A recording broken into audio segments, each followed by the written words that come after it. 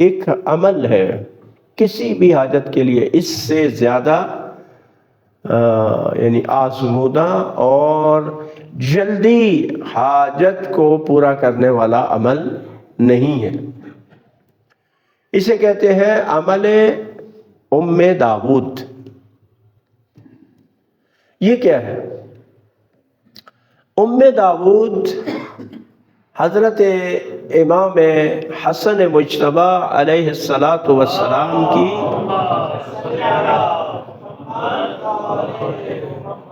بہو تھی، یعنی امام حسن کے بیٹے تھے حسن، ان کو کہتے ہیں حسن مثنی، یعنی دوسرے حسن، جو کہ کربلا میں تھے اور کربلا میں زخمی ہو گئے اور زخموں سے یعنی بے ہوش ہو گئے، لاشوں کے درمیان پڑے ہوئے تھے۔ تو جب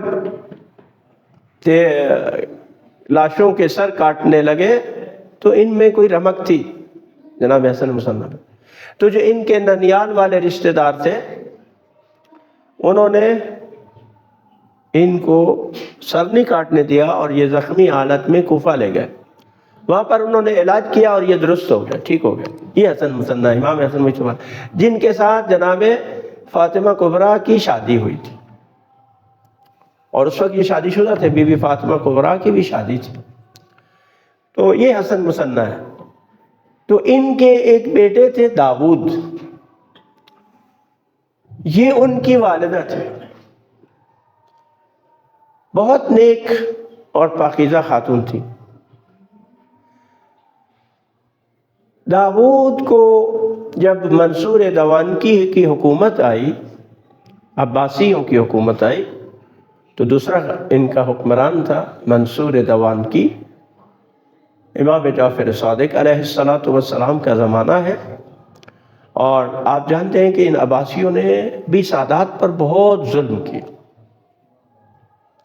اگر کہا جائے کہ بنی امیہ سے زیادہ انہوں نے ظلم کیا ہے تو یہ بعید نہیں۔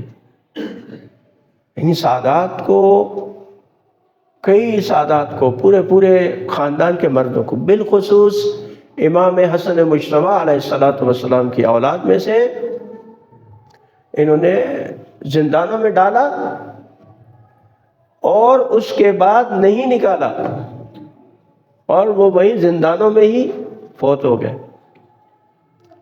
حتیٰ اس زندان میں جو بہت ہی تاریک اور کہیں زیر زمین ہوتے تھے، اگر کوئی فوت ہو جاتا تھا اس کی میت کو نہیں نکالتے تھے، وہ وہیں پر ہی زندان میں ہی باقی لوگوں کے ساتھ ہی وہ یعنی وہ میت موجود رہتی اور آہستہ آہستہ یعنی وہ تو اس طرح سے یہ مظالم کیا کرتے تھے۔ تو اس منصور دوانکی نے سادات حسنی میں سے چند سادات کو گرفتار کیا۔ ان میں امام حسن علیہ السلام کے ایک اور پوتے تھے عبداللہ محض، جو اس داؤد کے بھائی تھے، ان کو بھی اور بہت سارے سادات کو گرفتار کیا اور عراق لے گئے، وہاں جا کر قید خانے میں ڈال دیا۔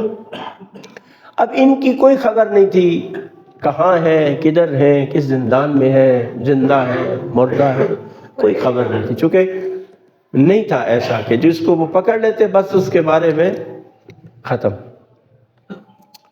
جیسے آج کل بھی بعض لوگوں کو مسنگ پرسنز کر دیتے، پتہ ہی نہیں ہوتا بیچارے کدھر ہے کدھر نہیں ہے، ٹھیک ہے نا۔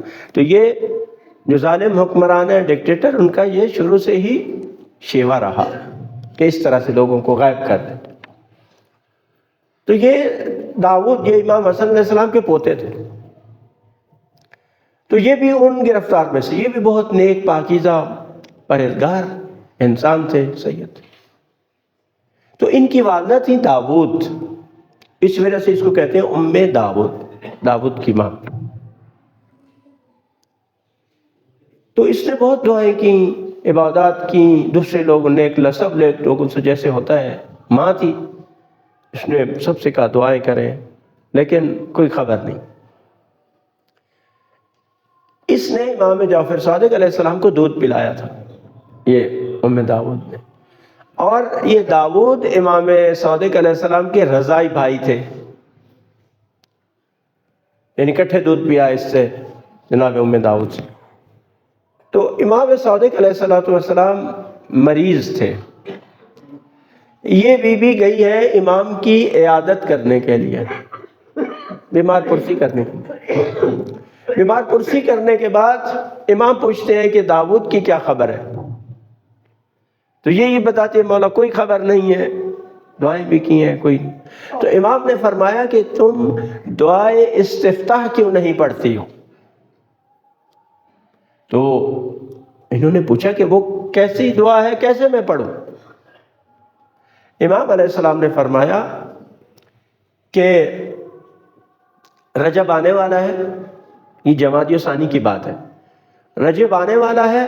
امام نے فرمایا کہ رجب کی 13، 14 اور 15 کو تم روزہ رکھو، اور 15 والے دن غسل کر کے ظہر کے وقت یعنی زوال کے وقت نافلہ ظہر اور عصر اور نماز ظہر اور عصر بجا لانے کے بعد صاف ستھرا لباس پہن کے کسی ایک گھر کے گوشے میں آپ بیٹھ جائیں جہاں پر کوئی ڈسٹرب کرنے والا نہ ہو۔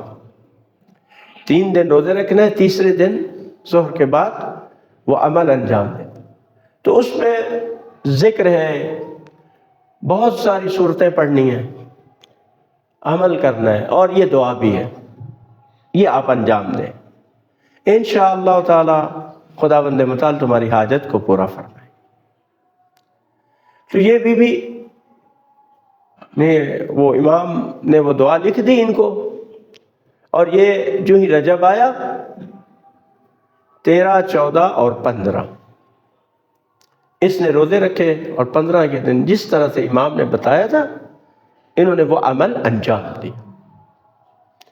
یہ اب بیان کرتی ہیں کہ میں رات کو عمل کر کے جب سو گئی تو میں نے خواب میں رسول خدا صلی اللہ علیہ وآلہ وسلم کو دیکھا، وہ تشریف لائے ہوئے تھے، اور ان کے ساتھ جتنے بھی، چونکہ اس دعا میں نا انبیاء پر، فرشتوں پر درود ہے کہ اللہ ان پر درود بھیج، تو وہ بی بی کہتی ہے کہ جن جن پر بھی میں نے درود بھیجا تھا نا وہ سب آئے ہوئے تھے۔ اور تو رسول خدا صلی اللہ علیہ وآلہ وسلم نے مجھے بشارت دی کہ ام داؤد، ایک تو یہ سب جن پر تو نے درود بھیجا یہ سب آئے، یہ سب تیرے لیے دعا کر رہے ہیں، تیری سفارش کر رہے ہیں، اور تمہیں بشارت ہو کہ تمہارا بیٹا جلد تمہارے پاس پہنچ جائے گا۔ کہتی ہے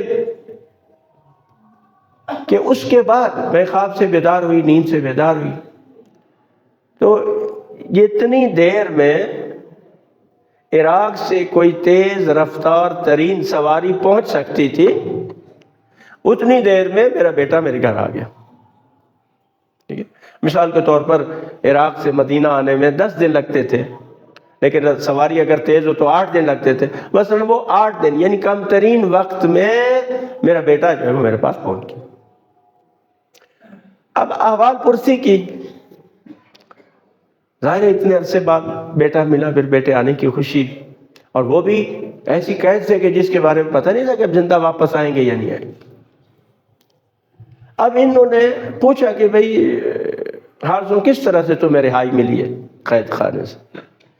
داؤد کہتے ہیں کہ 15 کی رات یعنی 16 کی رات میں سویا ہوا تھا زندان میں، اور یہ تھا کہ ان کو زنجیروں میں جکڑا ہوا تھا، بڑی سخت قید تھی۔ یہ کہتے ہیں کہ میں سویا ہوا تھا، یعنی رات کا بھی کچھ حصہ ہی گزرا تھا، کہ میں نے آپ کو مصلے پر بیٹھے ہوئے دیکھا کہ آپ دعا کر رہی ہیں، اور دوسرا میں نے دیکھا کہ رسول خدا صلی اللہ علیہ وآلہ وسلم آپ کے پاس آئے ہیں، اور میں نے ایسی مخلوق دیکھی جو آپ کے ارد گرد ہے کہ جن کے سر آسمانوں پر تھے اور پاؤں زمین پر تھے۔ تو وہاں پہ رسول خدا صلی اللہ علیہ وسلم نے بشارت دی کہ تیرا بیٹا رہا ہو، یعنی یہ خواب جو اس کی ماں نے دیکھا تھا وہی خواب اسی طرح سے ان کے بیٹے نے بھی دیکھا زندان کے اندر۔ کہتے ہیں کہ میں جو ہی نیند سے بیدار ہوا، خواب آیا، خواب بھی عجیب قسم، ظاہر انسان اٹھ جاتا ہے، میں اٹھا تو میں نے دیکھا کہ زندان کے دروازے پر منصور کے سپاہی آئے کھڑے ہیں، اور وہ مجھے آواز دے رہے ہیں۔ تو کہتے ہیں وہ مجھے پکڑ کے لے گئے، اسی طرح سے زنجیروں میں جکڑا ہوا منصور دوانکی کے پاس رہ گئے رات کے اس حصے میں. منصور نے مجھے دیکھا اور کہا کہ اس کو رہا کر دو. 1,00,000 درہم بھی دیا اور کہا کہ اسے تیز رفتار ترین سواری کے ذریعے سے مدینہ کی طرف روانہ کرو. داؤد کہتے ہیں کہ انہوں نے ایسا کیا، جو سپاہی تھے انہوں نے مجھے سواری دی اور مجھے مدینہ کی طرف روانہ کیا، اور میں اب آپ کے سامنے. اب اس کی ماں اس کو امام جعفر صادق علیہ السلام کی خدمت میں لے گئی. ظاہر ہے رہا ہو کے آئے تھے، بھائی بھی تھے اور ویسے چچا زاد بھی تھے، رضائی بھائی تھے، تو گئے امام کی خدمت میں اور یہ بتایا. اب یہ نہیں تھا کہ منصور نے کیوں رہا کیا. اب یہاں امام جعفر صادق علیہ السلام فرماتے ہیں کہ اصل میں اس کو مولا امیر المومنین، وہ سویا ہوا تھا، خواب میں آئے اور کہا کہ میرے بیٹے کو فوری رہا کرو ورنہ تمہیں جہنم میں ڈال دوں گا، تمہیں آگ میں ڈال دوں گا. اور امام جعفر صادق کہتے ہیں کہ منصور نے اپنے پاؤں کے نیچے آگ کو دیکھا، دہکتی ہوئی آگ کو اس نے دیکھا اور محسوس کیا، یعنی اسے یقین تھا کہ اگر میں نے یہ کام نہ کہ تم مجھے یہ آگ میں ڈال دو. لہذا اس نے فوری طور پر جناب داؤد کو رہا کرنے کا حکم دیا. تو یہ جو دعا ہے اور یہ جو عمل ہے، ٹھیک ہے، اس کا ساری تفصیل مفاتیح الجنان میں موجود ہے. یہ خاص طور پر رجب کے مہینے میں اس کی 13، 14 اور 15 تاریخ کو یہ عمل انجام دیں. شرط ہے 3 دن روزے رکھیں اور اس کے بعد 15 دن غسل کر یہ عمل انجام دیں. جناب ام داؤد فرماتی ہے کہ میں نے امام سے پوچھا کیا یہ اور مہینوں میں بھی عمل انجام دے سکتے؟ امام نے کہا دے سکتے. کسی بھی حاجت کے لیے، کوئی ایسی حاجت جو نہ پوری ہو رہی ہو، بہت سخت مشکل میں ہے، تو یہ عمل انجام دیں، انشاءاللہ تعالی پروردگار عالم اس کی حاجت کو پورا فرمائے. یہ کرامات نہیں، یہ معجزات ہیں. یعنی دیکھیں نا، فوری طور پر اسی رات ہی اس کی حاجت پوری ہو گئی جو اس نے مانگی. تو یہ عمل ام داؤد.